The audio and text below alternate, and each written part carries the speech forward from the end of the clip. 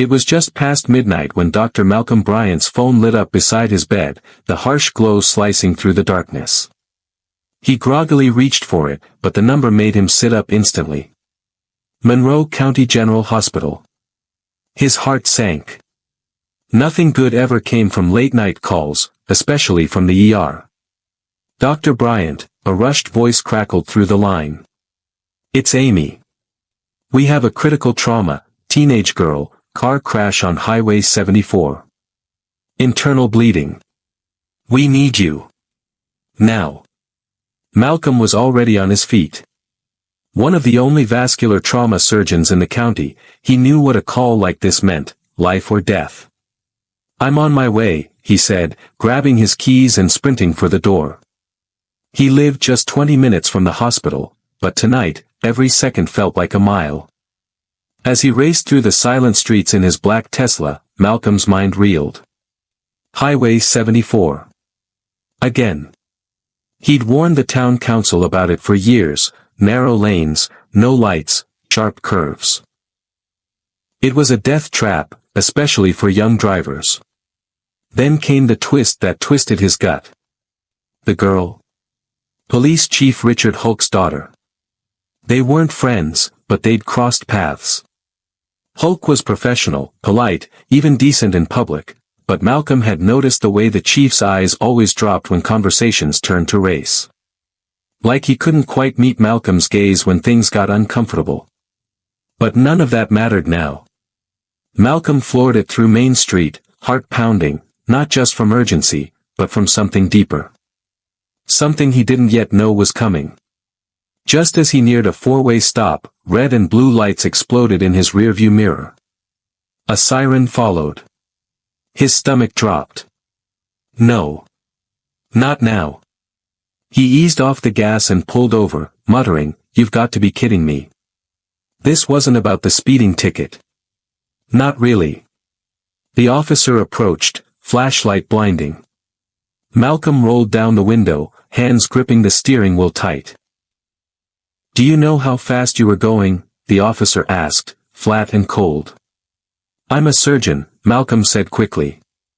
"There's a teenage girl in critical condition, I've been called to the hospital. Her life is on the line." But the officer didn't blink. The light scanned his scrubs. His badge. His face.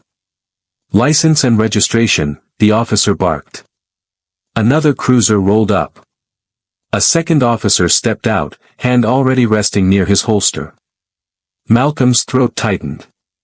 He was used to this. The questioning. The doubt. The subtle edge of suspicion that followed him everywhere he went, even in scrubs, even in service. "You expect us to believe that?" the second officer asked. Malcolm held up his hospital badge. "Call the ER. They'll confirm. But I don't have time for this. I'm telling you, if I don't get there, she could die." The first officer took the badge and stepped back to radio it in. The second didn't move. 7 minutes passed. 7 minutes of explaining, justifying, pleading. 7 minutes that could cost a life. "Please," Malcolm finally said, his voice cracking. "If this were your daughter, wouldn't you want me to go?" The first officer returned, tossing his ID back through the window. "You're lucky tonight. Slow down. No apology. No urgency. Just contempt and a dismissive flick of the wrist." Malcolm didn't wait.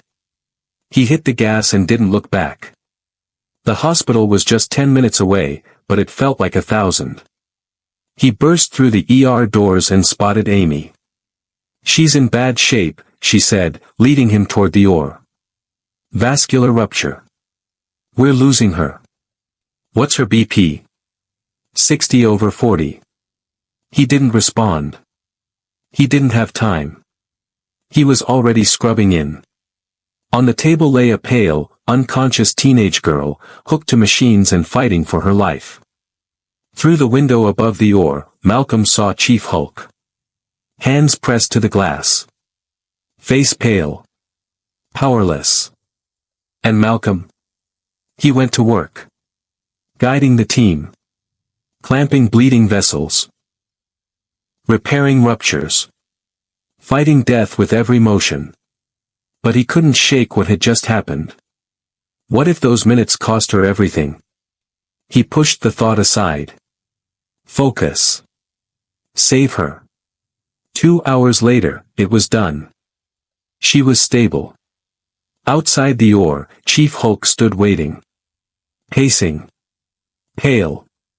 She made it, Malcolm said quietly. It was close. But she's going to be okay. The chief's shoulders sagged, and for a moment, the badge didn't matter. The rank didn't matter. He was just a father. Thank you, he whispered. Thank you for saving my little girl. Malcolm nodded. But he didn't walk away. I almost didn't make it, he said. Calm. Controlled. But something in his voice cut deeper than any scalpel. Your officers pulled me over. Wasted time questioning if I even belonged on the road. Time we didn't have. Time that could have killed her. The chief looked away. A flicker of shame crossed his face. I'll look into it. That's not good enough, Malcolm said. This isn't the first time I've been stopped like that. But tonight, it almost cost a life. Your daughter's life. If that doesn't make you see the problem, I don't know what will. The corridor went silent. Malcolm turned to leave. Wait, the chief said. His voice low. Barely audible. What exactly happened out there? Malcolm turned back. Looked him straight in the eye. I told them I was a surgeon. I told them I was responding to an emergency. They didn't care. They saw my skin before they saw my scrubs. I had to beg. Beg to save someone's life. The chief looked like he'd been hit. I didn't know. Malcolm's voice rose slightly. That's the problem. You didn't know. And you didn't care to know. Just like them. If it wasn't your daughter, would you have cared at all? Silence. Then. I'll handle it. Handle it how? Malcolm asked. A memo? A slap on the wrist? That's not enough. Change the culture. Lead like someone's life depends on it, because it does. Before the chief could respond, a nurse stepped out. She's awake. Hulk turned to go. But not before looking back at Malcolm, eyes filled with something unspoken, gratitude, regret, maybe both. Malcolm didn't wait. He walked away, finally allowing the exhaustion to crash over him. But the story wasn't over. Not even close. By morning, the whispers had become headlines. Police stop nearly delays life-saving surgeon. The town of Monroe was divided. Some defended the officers. Others couldn't ignore what nearly happened. At the hospital, Malcolm kept his head down. But the stares followed. Some admiring. Some uncomfortable. By afternoon, he was called into the administrator's office. Reporters are asking questions, she said. About what happened last night. Malcolm nodded. This isn't just about me. This is about a system that nearly killed someone. I'm not staying silent. That evening, Chief Hulk stood at a podium in front of flashing cameras. The actions of my officers are under review, he said. I've spoken with Dr. Bryant. And we are taking this matter seriously. But Malcolm watched from home, unmoved. Under review was code for do nothing. Then, something unexpected. The next day, Hulk showed up at the hospital. He stood awkwardly in the lobby, hat in hand. I owe you more than thanks, he said. You were right. Last night, changed me. Malcolm stared at him. Measured him. And? I've ordered mandatory bias training.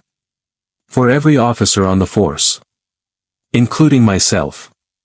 Would that fix everything? No. But it was a start. A ripple. And sometimes, that's how the tide turns. One emergency. One delay. One truth that can't be ignored anymore. Including myself, Hulk said, his voice low but steady. And I'm working with the mayor's office to create a civilian oversight board, real community accountability, not just internal reviews that go nowhere. Malcolm blinked, surprised. That's a start. I know it's not enough, Hulk added quickly. But it's not just about last night anymore. I keep thinking about what would have happened if you hadn't made it in time. If my daughter had. He couldn't finish the sentence. His voice broke under the weight of the unspoken. I would have blamed everything and everyone, Hulk admitted. Except the real issue. The one I've let slide for too long. Malcolm nodded slowly, his arms crossed. Systemic problems don't fix themselves.